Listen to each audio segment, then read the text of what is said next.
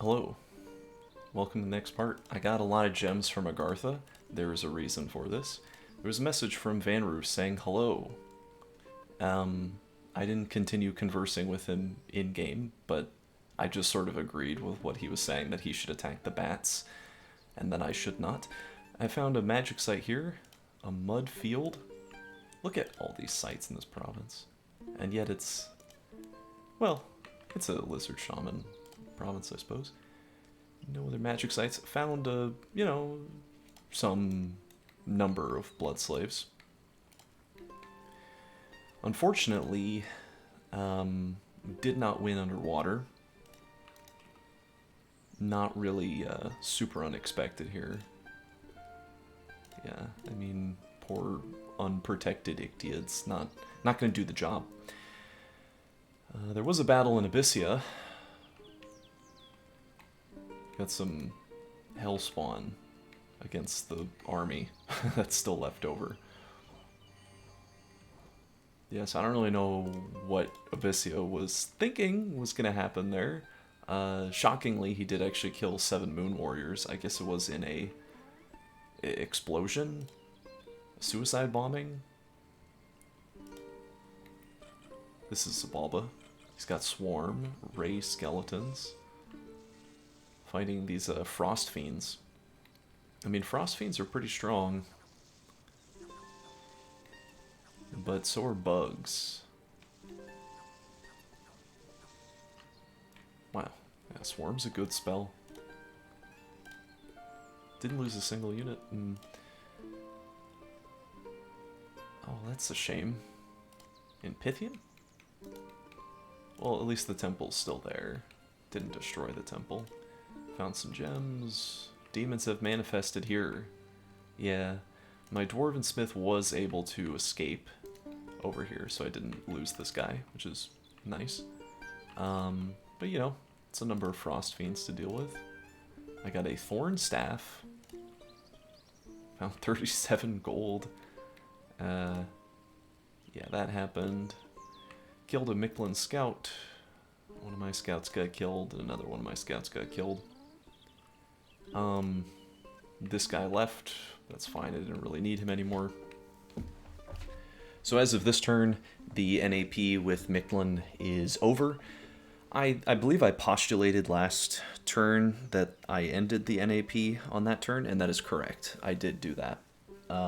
So on this stage, you know, here we're in the middle step. If I have 3 turns to, you know, basically until military conflicts can begin, this is the level 2 step. So the 3rd stage, I will be in that province across the sea, and I will be moving into one of Mictlan's territories, I believe the throne.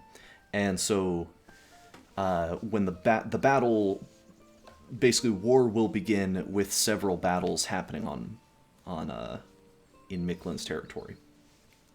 What turn is that specifically? Turn 40, I guess. Yeah.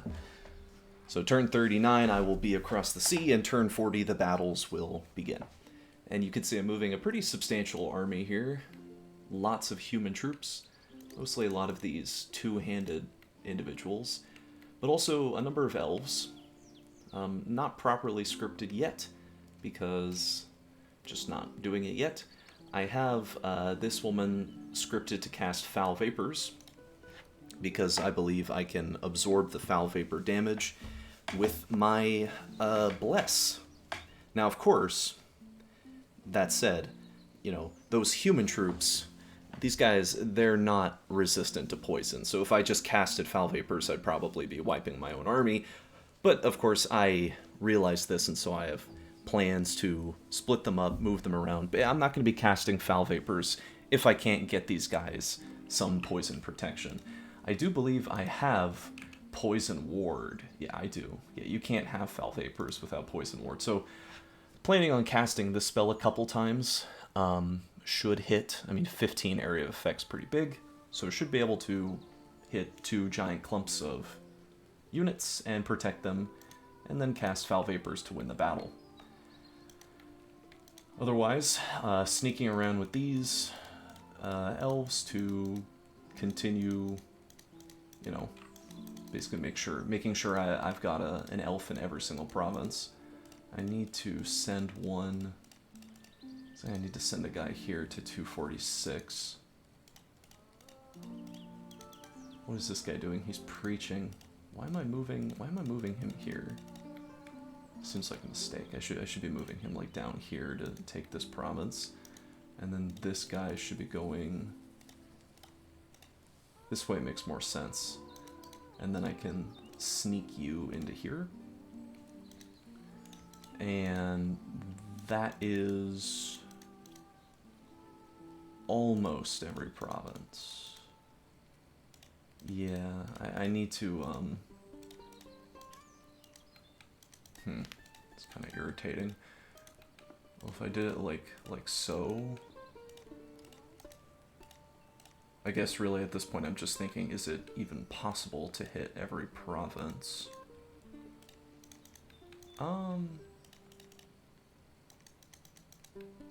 I think what I end up doing, because I just like screwed up all the moves that I made a long time ago, just sort of trying to see if I can touch every single Mictlan province.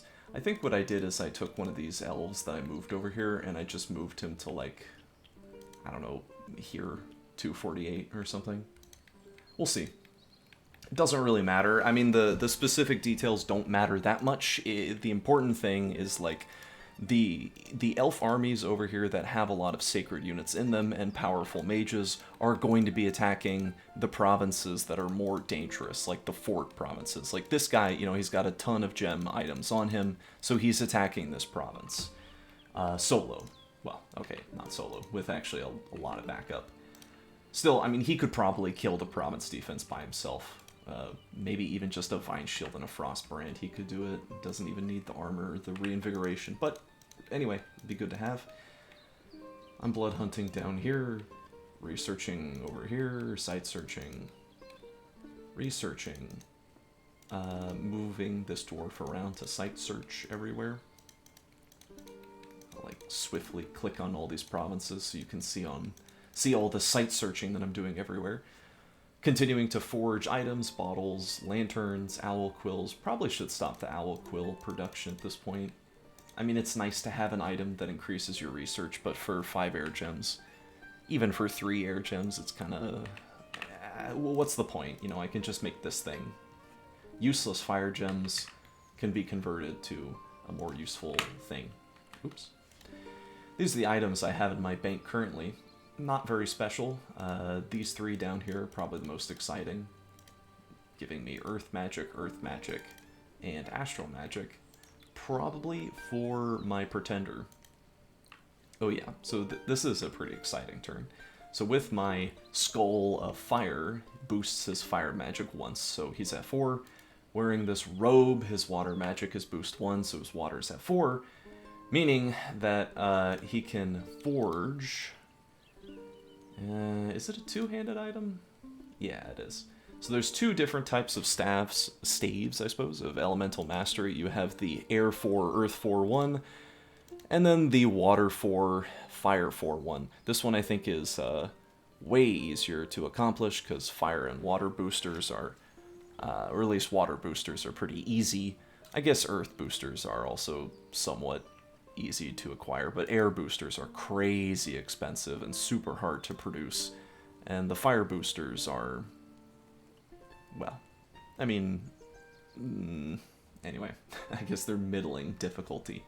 So anyway, I'm producing this because it gives you elemental +1, meaning all elemental paths of the mage holding that item will be boosted by 1, so just like fire, air, water, earth will all go up 5-4-4 or 5-4-5-5 with this setup. I mean, I could make it even higher if I was, you know, wearing like this Earth 7, some shit, you know, like I could basically spell whatever spell I wanted to cast the whole entire game, I could do it. I'm going for enchantment 6 this turn, which I will get immediately. Why am I getting enchantment 6? Let's see. Eternal Pyre is a good goal for sure. Do I have Fire 6? Can I make you Fire 6? No. Where's the fire booster? I got this thing. And I already have the other thing. Oh, I see. Yeah. I could do it. Yeah, I could get myself to fire 6. If I wear that helmet, he'll be at 5, and if he's holding the stick, the staff, he'll be at fire 6. So that's the plan. Cast, where was it? Eternal Pyre, 20 fire gems each month. This is like you cast the spell, you just win the game. You turn your brain off, you win the game. But on top of that, Arrow Fend is a super nice spell to have, and it'd be very easy for me to cast it. The Dome is fine, you know, whatever. These water spells, I don't care. These earth spells, I mean, you know, like, I think there's some magic diversity that you can acquire if you cast, like, Hidden in the Sand or Hidden Underneath or something. But it's so expensive, and I think I have every path of magic, so I don't really need these. Enliven Statues, though, this is a really good spell. These statues are great. Opposition's cool. Can't really super effectively cast it unless I have lizards.